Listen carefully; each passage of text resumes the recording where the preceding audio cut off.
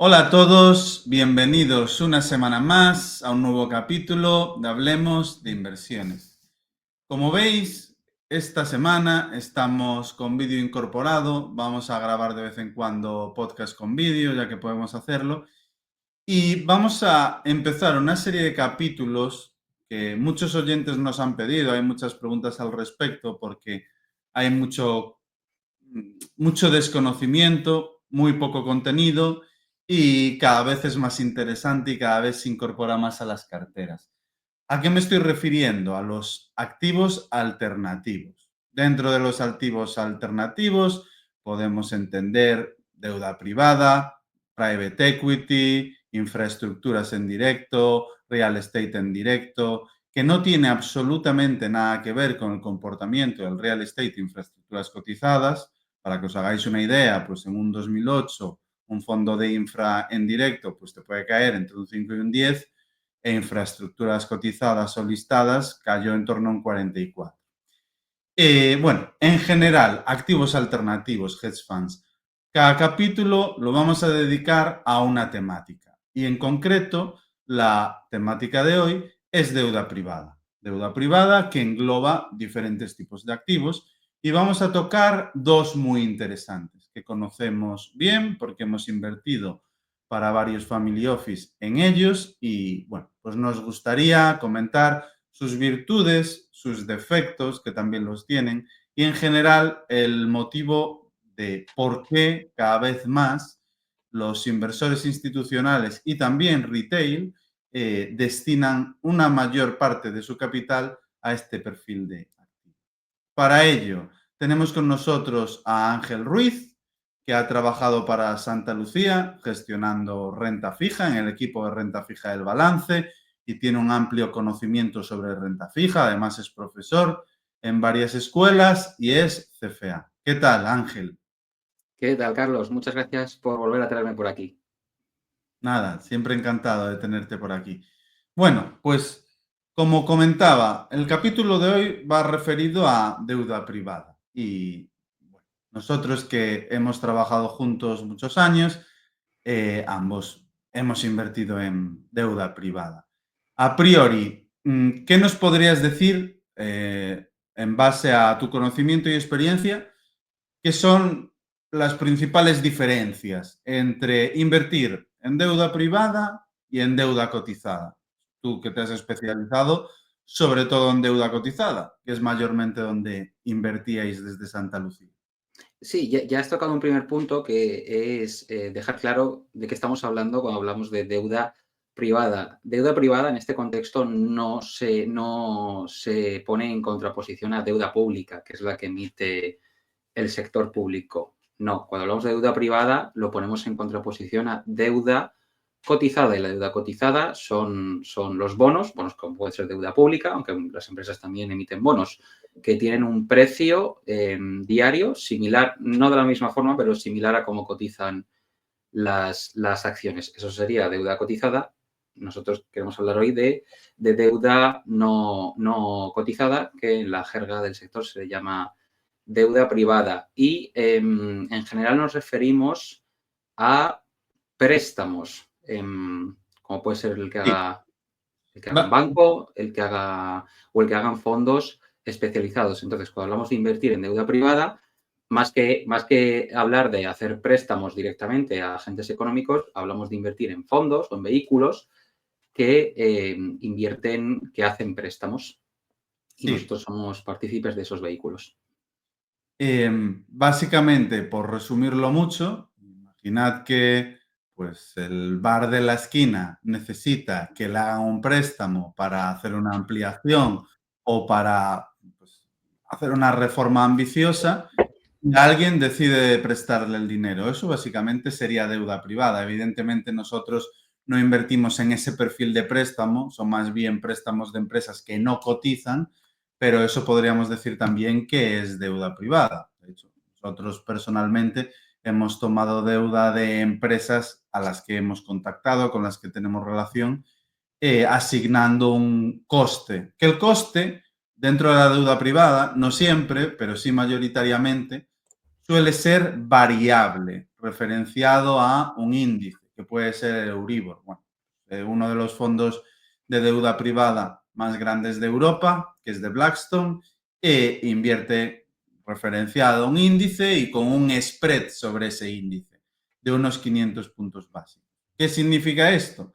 Pues que, por ejemplo, si el Euribor está en 4, como ha llegado a estar, pues es 4 más 500 puntos básicos, la rentabilidad de ese préstamo, el coste de ese préstamo, los intereses, sería de un 9%, por simplificar. Esto tiene una parte buena y una parte mala. En entornos en los que los tipos de interés suben, este perfil de deuda se comporta muy bien, ¿no, Ángel?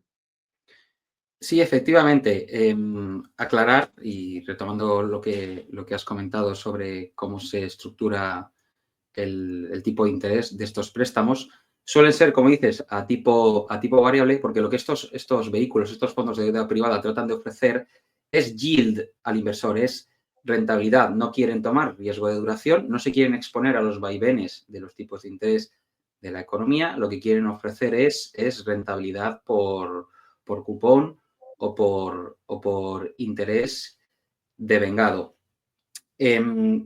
Cuando los tipos suben, efectivamente, la yield o la rentabilidad que ofrece el fondo en cuestión sube, aunque a veces, y siendo realista, se puede esperar que los deudores se vean en ciertos apuros por todo lo que les ha subido el coste de la deuda y cabe esperar que haya algún tipo de reestructuración o reajuste o reconfiguración de los términos de los préstamos, que en raras ocasiones perjudicarán a la rentabilidad esperada para el inversor, ¿no? Simplemente si los préstamos se concedieron con el Euribor al 0%, y eso ha sido así, cuando el Euribor sube hasta el 3,5%, el inversor gana ese diferencial, un 3,5% más, un 3,5% más, pero cabe esperar que algunos deudores pidan o necesiten un reajuste de su deuda y a lo mejor ese 3,5% adicional a lo mejor en realidad se queda en un 3 o en un 2 y pico por ciento, pero en cualquier caso la ganancia neta para el inversor en deuda privada siempre va a estar ahí. En este slide tenemos varios ejemplos de entornos donde ha habido subida de tipos y el comportamiento en oscuro de senior loans versus investment grade, que sería la parte de renta fija cotizada más conservadora. Nos faltaría 2022, donde el investment grade cayó el índice aproximadamente algo más de un 10 y en cambio fondo de senior loans como puede ser el de Blackstone o el mismo índice hizo rentabilidades de en torno al 8 o 9% positivas. Sí es cierto que, como bien dice Ángel, dependiendo dentro del mundo de deuda privada, existen diferentes categorías o niveles de riesgo. Podemos irnos a préstamos más agresivos, que son un híbrido entre equity y deuda, como puede ser preferente y préstamos preferentes y demás. Podemos irnos a deuda mezzanine, que también es más agresivo. Y en concreto ahora estamos hablando sobre el perfil de deuda privada en el que más nos hemos centrado nosotros, que es el perfil más conservador, que es el mundo de los senior loans. Pero sí que hay que matizar que, al igual que en la gran mayoría de activos, existe un perfil de riesgo muy amplio dependiendo de pues, la categoría en la que nosotros invirtamos. Y efectivamente esto es así, aunque yo señalaría que la mayor parte del universo se suele centrar en la parte más segura del ranking, ¿no? De la escala de prelación de pago, ¿no? Los formatos más habituales son el senior secure, ¿no? Es decir, préstamos que tienen activos puestos como colateral, aunque como dices también se puede invertir en vehículos que invierten en formato mezzanine, ¿no? Híbridos entre equity y deuda o deuda subordinada que, por supuesto, aspiran a rentabilidades más altas. Pero lo que es la parte senior secure, ahí ya vemos una mejora, habitualmente vemos una mejora de rentabilidad esperada frente a lo que ofrecen los bonos cotizados de rating medio. Sí, por ejemplo, un año como este, un 2024, pues el fondo de corte más conservador dentro de Senior Loans, que es solo First Lien, que matizaremos ahora lo que implica, pues ha hecho entre un 9 y un 10% después de comisiones, que no está nada mal. Hablamos de que son rentabilidades que están por encima de las de la renta fija cotizada con el mismo perfil de riesgo, pero no hay magia. El motivo por el que están por encima es su mayor iliquidez. Aquí, como todo, no existe nada que sea el santo grial, sino que siempre hay, pues, unos factores positivos y unos factores negativos. En el caso de este perfil de activo, su mayor iliquidez conlleva que cotice, pues, con una rentabilidad más alta, con una cierta prima, ¿no?, a los instrumentos cotizados, Ángel. Sí, efectivamente, la clave de la deuda privada es la iliquidez, es decir, que no hay una valoración diaria de los activos y, por extensión, un inversor no puede entrar y salir del vehículo todos los días. Hay diferentes formatos. Hay fondos que te permiten entrar y salir, es decir, suscribir o reembolsar mensualmente, o sea, que te permiten trimestralmente. Y luego hay fondos cerrados, que es el formato típico tradicional de los activos alternativos, en el que el vehículo te llama el capital y no lo vas a recuperar hasta que todas las inversiones hayan madurado. Por Pero eso hay... ahí, por matizar, que es algo que seguramente interese mucho a los oyentes, dentro del mundo de inversión alternativa, sea deuda o sea private equity, profundizaremos aún más. Existen dos perfiles, hay más, pero mayoritariamente de fondos. Un perfil que es el histórico, el más utilizado, en el cual comprometes un capital que tú escoges, imaginad, 100.000 euros, y durante 5 años te van a estar llamando ese capital y durante los próximos 5 van a estar devolviéndotelo. En total son unos 10 años en los que no puedes salir. Y luego el formato evergreen, que comentaba Ángel, que tiene liquidez mensual o trimestral y digamos que es semilíquido en vez de ilíquido como el otro formato. Pero bien es cierto que el subyacente de los fondos evergreen y de los fondos cerrados tradicionales es el mismo. Por eso quería matizar. El grado de liquidez del activo es exactamente el mismo. Simplemente el fondo otorga cierta liquidez a los inversores que prefieran no estar atados durante 10 años, ¿no? Sí, correcto. Como dices, los activos subyacentes son los mismos, pero en las estrategias que ofrecen algo de liquidez, efectivamente, el fondo tiene que guardar parte del activo en activos líquidos, ¿no? Como pueden ser letras del tesoro, y también saber ir gestionando los flujos de cobros y de pagos, ¿no? Siempre escalonar en la medida de lo posible los cobros que el fondo va recibiendo del portfolio de préstamos, ¿no? Y ese, como dices, serían los dos extremos, ¿no?, del espectro, ¿no? Fondos que no tienen prácticamente nada de liquidez y que en teoría aspiran a las rentabilidades más altas, y fondos, lo que se llama evergreen, que ofrecen ventanas de liquidez periódicas. Hablamos de lo más frecuente en términos de liquidez que podemos encontrar es un mes, ¿vale? O sea que seguimos lejos de lo que es el típico fondo, un típico fondo de bonos cotizados que te da liquidez diaria. Aquí estamos hablando de un mes, pero es algo más que razonable para cualquier inversor que entienda que en este tipo de inversiones no se puede aspirar no es conveniente pretender sacar el dinero a la primera de cambio, ¿no? Y eso es un poco, por eso nos gustan este tipo de vehículos. Este Sí, tipo de activos tienen iliquidez y la iliquidez habitualmente se considera algo malo para el inversor, por lo cual se le remunera con un extra de rentabilidad, pero nosotros podemos darle la vuelta a este razonamiento y ver que la iliquidez no es solo que sea algo que no nos preocupe, sino que incluso para el inversor es bueno desde un punto de vista psicológico y por extensión desde un punto de vista de toma de decisiones de inversión, ya que el típico fondo de deuda privada va a tener una volatilidad muy inferior a la de un fondo de deuda cotizada.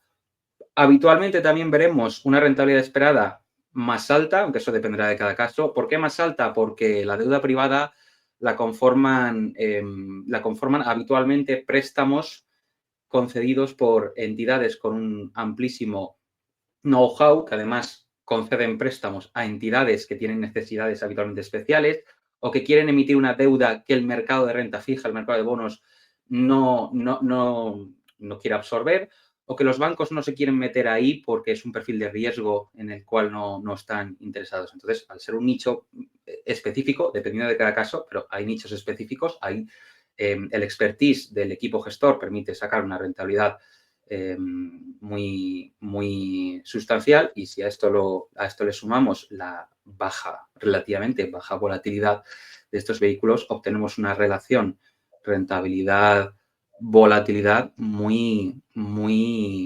atractiva. No hay que hacerse trampas al solitario. Esa relación se explica esa atractiva relación, rentabilidad-volatilidad, se explica porque son vehículos con poca liquidez. Pero, de nuevo, esa iliquidez, desde luego, no tiene por qué ser un problema, y es lo que puede ayudar al inversor a estar mucho más tranquilo con su cartera. Por lo tanto, titulares para los oyentes. Es un activo que es más rentable en términos generales, es menos volátil y por su liquidez, y en los momentos de estrés suele caer considerablemente menos. Todo esto es, como hemos dicho, por su liquidez, pero en nuestra experiencia, esa liquidez, como comentabas, es una gran ventaja, porque pensemos en el inversor español, que mayoritariamente invierte en inmueble y se siente tremendamente cómodo invirtiendo en inmueble por su liquidez. Básicamente es eso. Todos sabemos que si el inmueble tuviese un precio diario, el inversor español no se sentiría cómodo invirtiendo en inmobiliario, pero su liquidez es la que le otorga esa calma, esa confianza, ¿no? Por lo tanto, para mí es un perfil de activo que es muy interesante porque su mayor inconveniente es lo que va a hacer que las rentabilidades del inversor retail sean superiores, porque le va a empujar a no tomar malas decisiones. Ese es un poco para mí la clave, que el principal defecto que tiene, que existe, se convierte sin ninguna duda en una de las principales virtudes, teniendo en cuenta que la parte emocional de la inversión es sin ninguna duda una de las más complicadas y la que nos empuja a tomar las peores decisiones. Si, por ejemplo, nos fijamos aquí, ¿por qué existe esta oportunidad? ¿Por qué han surgido tantos fondos de deuda y es un perfil de activo que cada vez crece más? Bueno, aquí podéis ver que, por ejemplo, en la deuda privada europea estaba dominada mayoritariamente en un 73% por bancos, 61 europeos, 12% extranjeros. En cambio, en el año 2019 y en el año 2025 será incluso más exagerado, ese 73 se convierte en un 20 y toda esa capacidad que se ha drenado de los bancos la han absorbido inversores institucionales. Ese es el motivo por el que a día de hoy es un activo que cada vez tiene más encaje y que cada vez, bueno, pues tiene sus virtudes y sus desventajas. No es para aquella gente que vaya a necesitar el capital en un periodo corto de tiempo. No tiene ningún sentido, como decías al Pero yo principio. ahí señalaría que tampoco, si una persona va a necesitar el capital en un periodo corto de tiempo, tampoco debería invertirlo en un vehículo con liquidez, en un fondo de bonos cotizados Sí, ya, o de claro. bolsa. Sin ninguna duda, pero bueno, al final, por desgracia, sabemos que esas formas terminan, o sea, que esos hechos terminan ocurriendo.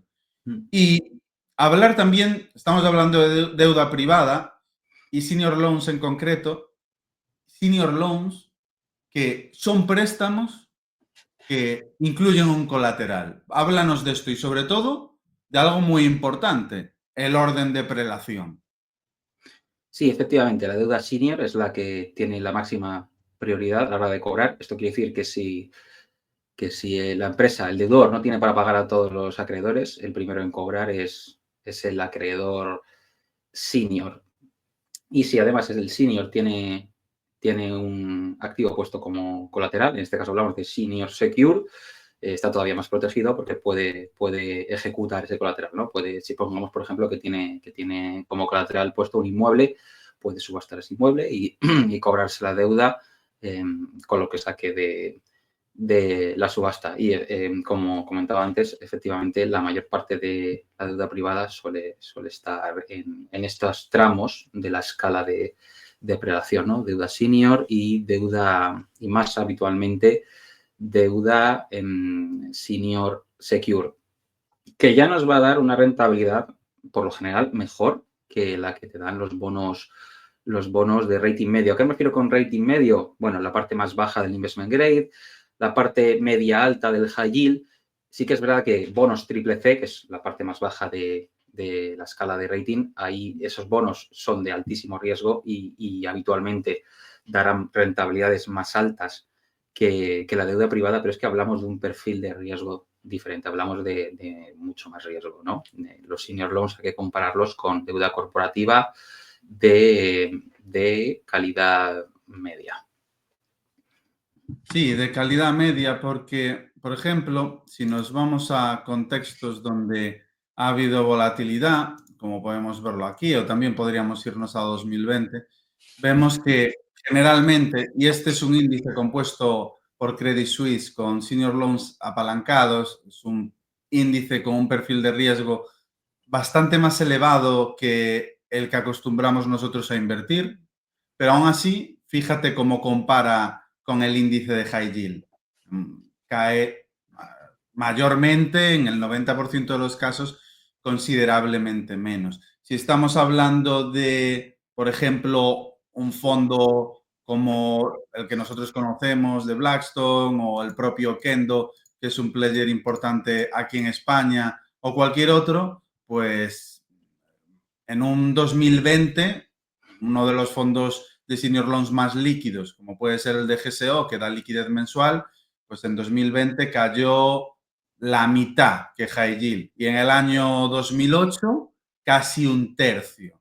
Y por contra, las rentabilidades han sido equivalentes. Algo muy positivo también, que es uno de los motivos por los que me gusta mucho la cartera permanente, que en el caso de la cartera permanente, la probabilidad de tener retornos positivos en periodos de 3 años es muy elevada. De hecho, pues en más del 90% de los casos, cogiendo la serie histórica desde el 73, eso se ha cumplido. Y hemos vivido el peor drawdown de su historia en el año 2022 y ha tardado menos de esos 3 años en recuperar. En el caso del crédito privado, también es un perfil de activo que en periodos cortos, de 3 o 5 años, genera retornos muy satisfactorios. Aquí estamos viendo retornos anualizados, parte importante, y los peores retornos en periodos de 5 años. Vemos, por ejemplo, retornos a 5 años del MSCI World negativos del 5,7 anualizados en ese periodo, mientras que en el caso de crédito privado, 6,1% positivo. Y esa característica, que a mí personalmente tanto me gusta en la cartera permanente, la podemos ver también aquí. Efectivamente, ese gráfico la verdad es que es muy potente, ¿no? Para defender esta tesis, ¿no? Que es que la volatilidad del drawdown, el máximo drawdown al que se expone el inversor es mucho más bajo bueno, que por supuesto en la bolsa y que en la deuda cotizada. Lo que cabe esperar de un fondo de este tipo es que, bueno, depende de cada caso, pero lo que podemos esperar habitualmente es un retorno equivalente a la yield, a la rentabilidad de los préstamos, de una manera más o menos consistente, con caídas que coincidirán con los periodos de mayor estrés en el mercado en general y en el mercado de bonos. Pero si no, lo que cabe esperar es un retorno más o menos consistente.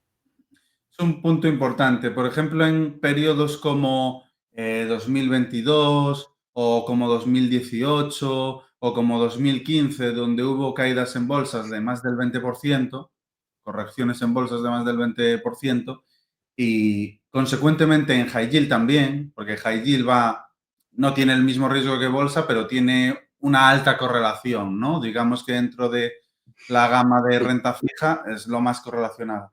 Este perfil, la parte más conservadora, este perfil de fondos, en esos contextos de correcciones del 20 y pico en bolsa, donde no hay tanto estrés en la liquidez, no se mueven, no tienen ni caídas en gran parte de los casos. Donde sí que podemos ver caídas es en los periodos que comentas. En periodos como pues 2020 podemos encontrarnos con caídas de la mitad de lo que sería... Esto que dices nos lleva a otro tema interesante, que es cómo se valoran estos fondos. A diferencia de la deuda cotizada, que el precio recoge la opinión del mercado en cada momento acerca de la probabilidad de impago de esa deuda, estos fondos se valoran con criterios internos y en base a riesgo claramente percibible de que no se vaya a pagar, de que haya problemas para pagar la deuda o de que haya que reestructurar la deuda, ¿no? La gestora del fondo evalúa cada uno de los préstamos de la cartera y, salvo que vea claro que hay problemas, no va a hacer un deterioro de los préstamos. Eso suele ser el formato Es, más es muy habitual. importante, es muy importante este matiz que haces porque nos lleva a la cuestión de que no vale cualquier fondo ni cualquier senior loans. Igual que pues, todo en la vida, hay gente más honesta Mm. con lo que realmente está sucediendo detrás y donde es menos probable encontrarte sorpresas y gente menos honesta. Nosotros lo hemos visto.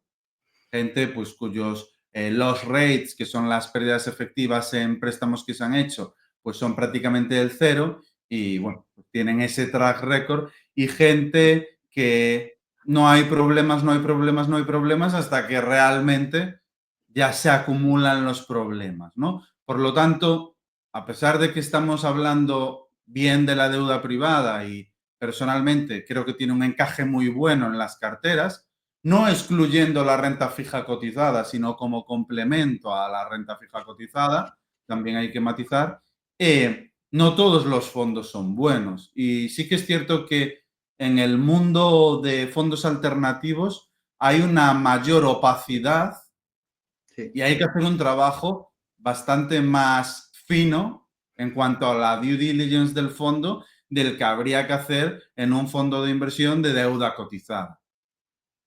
Sí, efectivamente, eso es así, porque no dejan de ser criterios internos. En principio auditados, pero internos y que no siempre se explican o se comunican al inversor.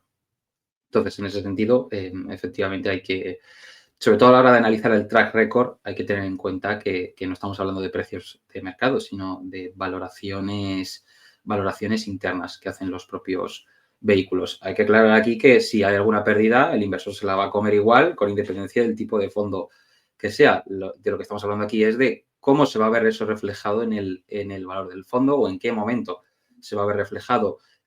Ante una situación de estrés en una compañía, si esa compañía tiene bonos cotizados y además tiene préstamos que están dentro de la cartera de un fondo de deuda privada, lo normal será ver que el bono sufre antes y más que el valor del préstamo, porque el fondo de deuda privada no va a deteriorar el valor de ese préstamo o no lo va a provisionar hasta que vea claro que Claro.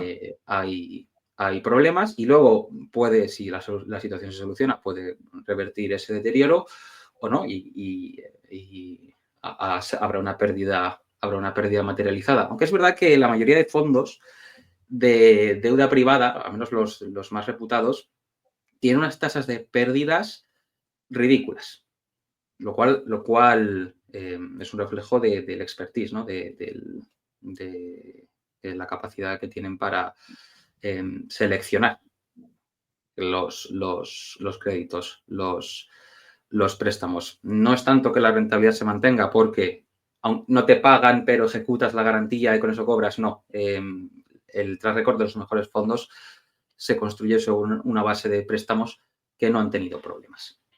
Correcto. No digo que no hayan tenido sustos, pero que al final han... Justo seguro que sí. Por poner varios ejemplos, comparto un índice de direct lending y tenéis aquí las rentabilidades y bueno, cosas como las que comento, que en periodos de simplemente corrección, pues prácticamente no se mueven y en periodos de estrés, pues sí que se mueven.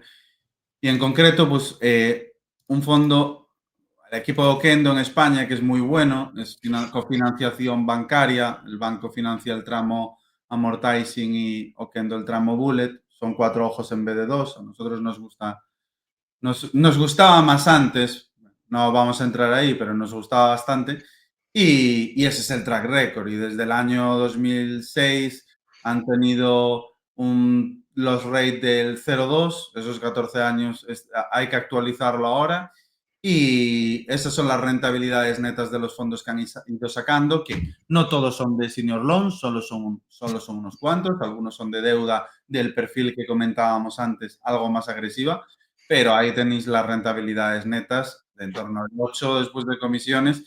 Y en el Oquendo Senior que veis ahí, que sacaron en 2021, invertimos nosotros. Y nuestra tier neta está siendo más bien del 7, casi 8, que del 5 o 6 anunciado. Ya os lo digo. Ahí pone fundraising e invirtiendo y como cogió la subida de tipos de 2022, pues nos ha beneficiado y estamos en rentabilidades más bien del 8 que del 7. Así que bueno, ejemplos de gestoras que lo hacen muy bien, que las hay. También hemos visto gestoras que no lo hacen muy bien y sobre todo mucho cuidado con esa opacidad que se puede ver en algunos casos.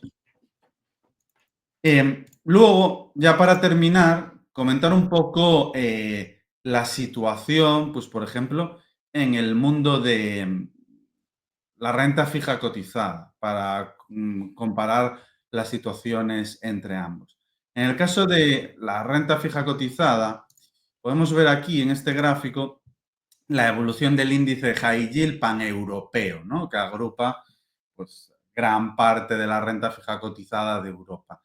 Y vemos, pues como por ejemplo, en el año 2008 hablamos de caídas se ve muy pequeño, perdonadme, pero de caídas del 38%. Y este gráfico está hecho de forma trimestral, que si me explico, seguramente si fuese diariamente haya habido cierres por debajo de esa pérdida del 38, pero como se coge trimestre en trimestre, la pérdida es menor, ¿no? También lo hago para compararlo con el perfil de fondos de crédito privado, que suelen tener pues NAVs trimestrales y es comparar manzanas con manzanas. Ese 38 en el 2008, pues por ejemplo, uno de los fondos que invertimos nosotros, en concreto habría sido en torno a un 10. Es una cuarta parte. Y en el año 2020, High Yield cayó en torno al 20 aproximadamente y nosotros no llegaba al 10 y en el año 2022 High Yield cayó en torno al 15 por la subida de tipos y algo de expansión de spread y en senior loans pues las rentabilidades fueron positivas. Esto no quiere decir que sea mejor activo porque sí, esa liquidez es la que le dota de una curva de rentabilidades mucho más plana, pero que desde una perspectiva de una persona que invierte va a hacer que su patrimonio en la parte que tiene invertida en senior loans se evolucione de forma más plana, que es lo que en principio... De forma más suave, ¿no? No digamos plana, que si no puede parecer que no hay rentabilidad. De forma más suave, sí, desde luego. con menor volatilidad. A día de hoy, tanto en el mercado de senior loans como en el de renta fija cotizada, en ambos hay que tener mucho cuidado. ¿Por qué? Aquí nos puedes explicar, Ángel, lo que vemos es el spread, en concreto te digo que es el índice de high yield americano. Antes puse el europeo, ahora... El spread es, bueno, la rentabilidad de un bono, la rentabilidad de vencimiento que cabe esperar en un bono, se compone por un lado de la rentabilidad libre de riesgo de esa economía, en el caso de bonos en dólares, la rentabilidad del Tesoro de Estados Unidos, y el resto es una prima de riesgo o spread para compensar al inversor por el hecho de de asumir un riesgo que no asumes si inviertes en deuda pública de Estados Unidos. El riesgo de que no te paguen, ¿no? Si compras deuda pública, puedes estar seguro de que te van a pagar siempre. Otra cosa es lo que valgan los dólares con los que te paguen, pero sabes que te van a pagar. Si inviertes en deuda corporativa, cabe la posibilidad de que no te paguen, y para compensar por ese mayor riesgo, el bono tiene que ofrecer una prima de rentabilidad. Lo que vemos en este gráfico es la evolución de esa prima en agregado para el universo de bonos high yield. High yield es, que creo que no lo hemos definido y habría estado bien, de la escala de ratings de las agencias de rating.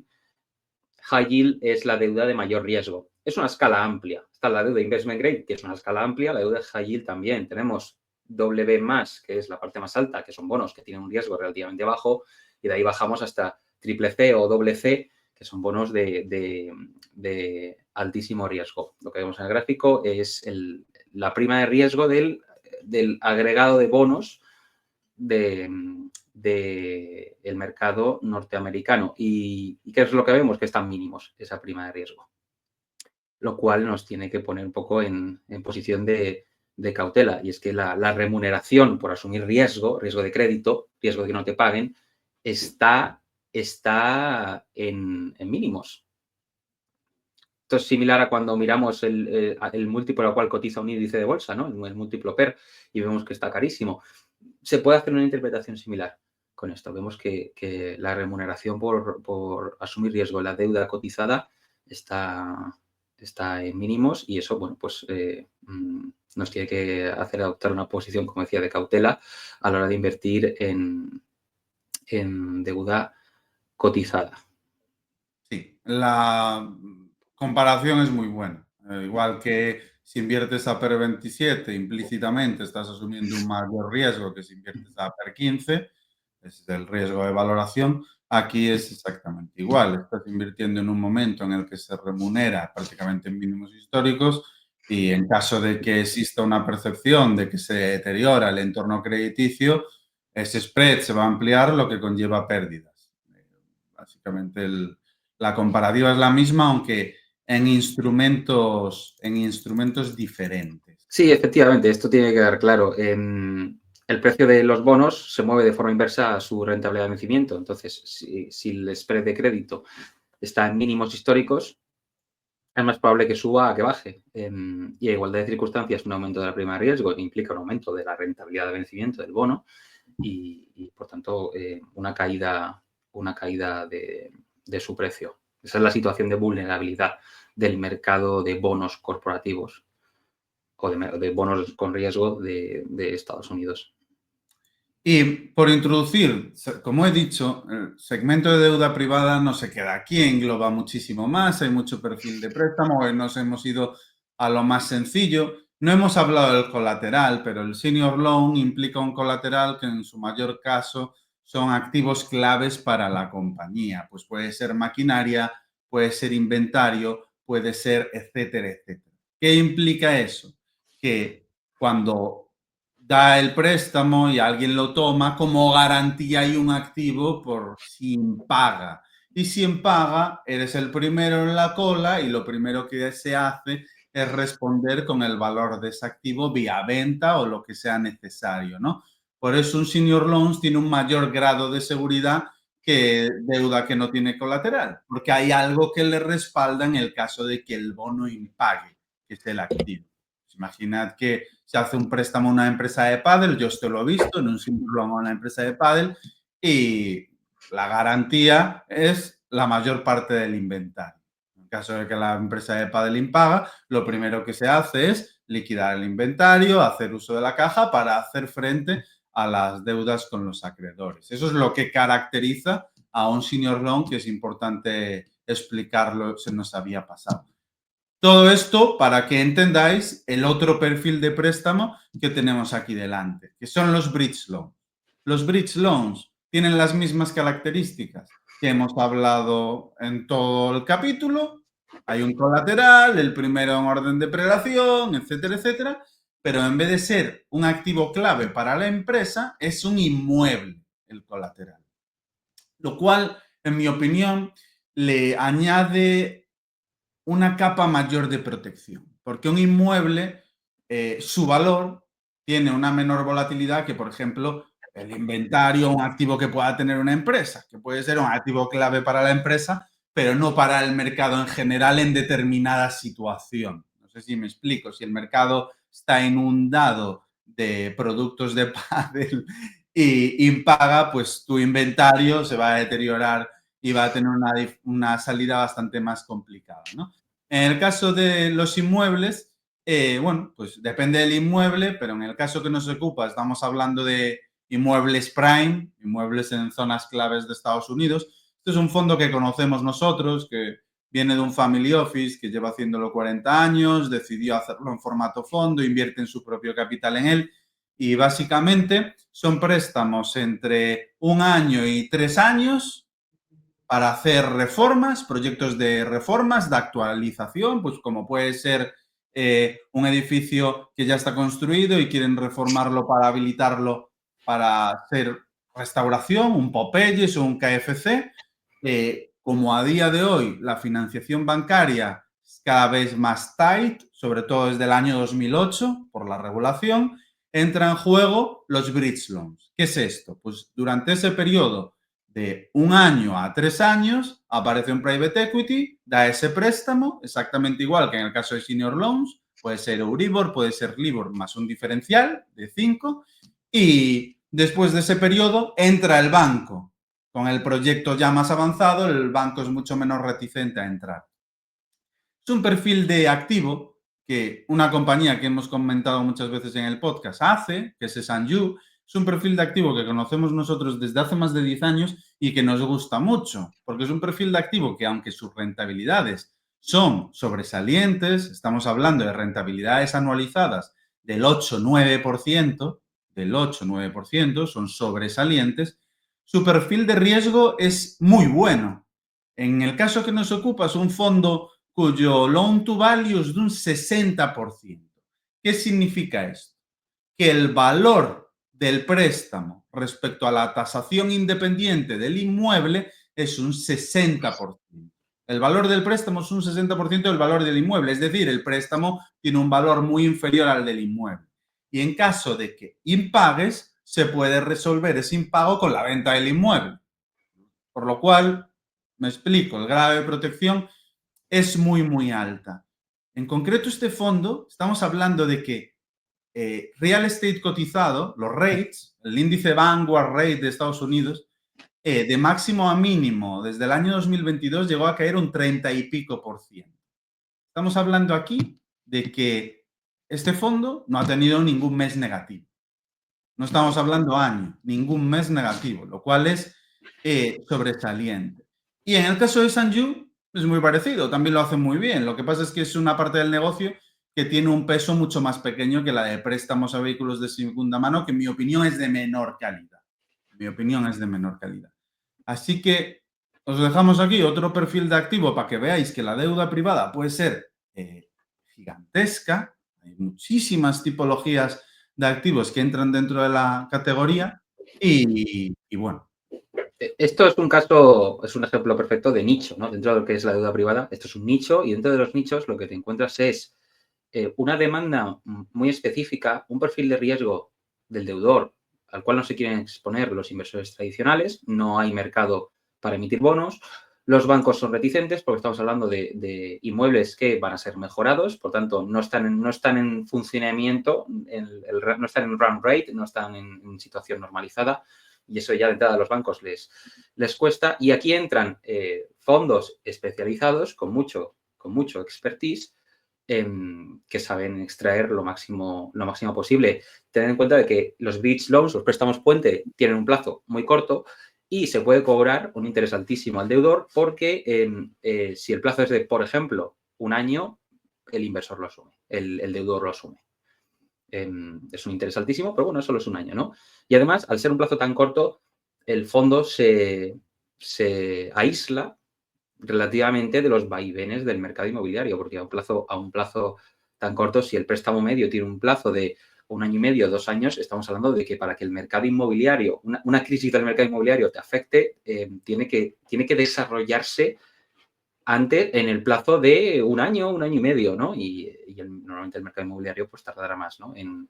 en deteriorarse significativamente como para poner en riesgo los préstamos. Yo quería comentar una cosa más sobre la deuda privada, que no lo he dicho y creo que es muy interesante, y en comparación con un fondo de high yield, de bonos cotizados. Tener un fondo de deuda privada con un fondo de bonos cotizados, podemos contratar los servicios de un equipo gestor especializado, con experiencia y buenas cualidades, pero habitualmente el fondo de deuda cotizada no va a alcanzar el grado de conocimiento y de interrelación y de especificidad y de conocer los interiores de la empresa deudora, no va a alcanzar ese grado tanto como el fondo de deuda privada, porque el fondo de deuda privada concede préstamos, para lo cual le exige al deudor que le dé sus cuentas, se reúne con ellos periódicamente, incluso puede acceder a información, no diré privilegiada, pero bueno, información que el conjunto de los inversores no tiene. Y en un fondo de deuda high yield, en la mayor parte de los casos, por muy bueno que sea el gestor, no va a tener ese acceso a la compañía, ese acceso al equipo gestor. Entonces, siempre va a estar un escalón o dos por debajo en cuanto al conocimiento del negocio en comparación con el fondo de deuda privada. Y esto es algo que es una ventaja, por supuesto, para el fondo de deuda privada. Es similar a lo que sucede con el private equity. Una de las ventajas del private equity es que el fondo de private equity se mete hasta la cocina de las compañías que adquiere y eso le permite extraer el máximo valor, ¿no? Pues en la deuda privada, el private debt, sucede algo muy similar. Puntos muy importantes. Sí que añadir que dentro de la renta fija cotizada, donde sí que creemos, y lo hemos hablado muchas veces, que hay más ventaja es en los nombres non-rated, de nichos específicos, que es algo que, por ejemplo, mi buen amigo Gabriel, desde Gama Global, hace de una forma extraordinaria. Para mí, un fondo como el de Gabriel tiene mucho sentido porque pesca donde prácticamente nadie pesca y eso le da una ventaja muy buena. Los fondos de renta fija masivos tipo Les Roaders, Corporate y demás, no tanto, porque el mercado de renta fija en esos campos es el más eficiente, muchísimo más que la renta variable y no hay mucho que pescar. Las rentabilidades serán mediocres en el 99,9% de los casos. Así que, bueno, poner ahí esa excepción del bueno de Gabriel, que lo hace muy bien. Y a todos los oyentes, si os ha gustado el capítulo, dejadnos en el feedback porque es un nuevo formato y queremos saber qué os parece. Y si os interesa la tipología de activo, si os interesa profundizar más para vuestras carteras o similar, podéis escribirme a carlos.santiso@ecariacapital.es. Y nada más. Si os gusta también, dejad vuestro like y muchas gracias a todos por estar ahí y a ti, Ángel, por acompañarnos en este capítulo. Muchas gracias, ha sido un placer. Hasta luego, chao, chao. Hasta luego.